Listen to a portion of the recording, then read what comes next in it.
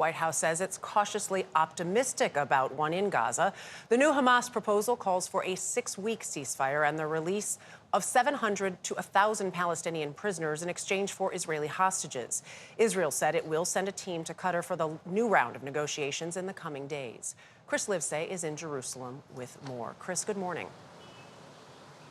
Good morning, Dana. So far, Israel says Hamas's proposal is, quote, unrealistic. Nevertheless, Israel is attending ceasefire talks in Doha as it readies for a major ground offensive in Rafah, as well as the humanitarian costs. Time and food are running out for the people of Gaza, a quarter of them now on famine's doorstep, warns the UN. At this crossing, more than 200 truckloads of aid enter the Strip daily, Israel says. But whether it reaches the people who need it fast enough is up to the humanitarian groups providing it, and some very brave truckers. Aren't they getting shot at? I mean, it's an active war zone. In terms of maneuvering within an active war zone, there's definitely challenges to that, but that's why we've taken many different steps in order to help facilitate those convoys. Additional aid is on its way by sea for the first time in this war. More than 100 tons from Europe arrived yesterday on a humanitarian ship. But that's not slowing down Israel's assault on Rafah, a final Hamas stronghold. The Biden administration has warned against fighting in this refuge to more than 1 million people.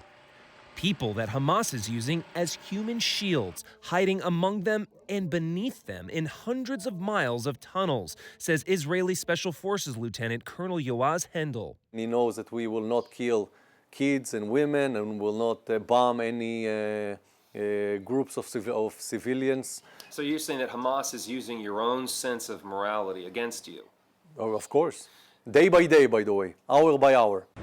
Hendel, who sprang into action when Hamas launched its massacre in October, knows the civilian death toll is horrific. When people see the loss of civilian life, there's a cost for Israel. Is it worth that cost? There is no other option, as I see it. It's a message for the whole Middle East. If Israel will look weak and will accept and will contain the fact that there is a terror organization that kidnap hundreds of Israelis and kill 1,000, slaughtered actually, more than 1,000 Israelis, they will understand that it's possible to attack Israel. Are you worried that you might win the ground war but lose the information war? I have my worries, yeah, but today my mission is to make sure that we are finishing this war and there is no threat for our kids. Again, Israel has approved a plan not just to invade Rafah, but to evacuate its civilians as well. Just imagine moving more than 1 million people in an active war zone. It may prove more challenging than the offensive itself. Michelle? You said it correctly, Chris. Thank you so much.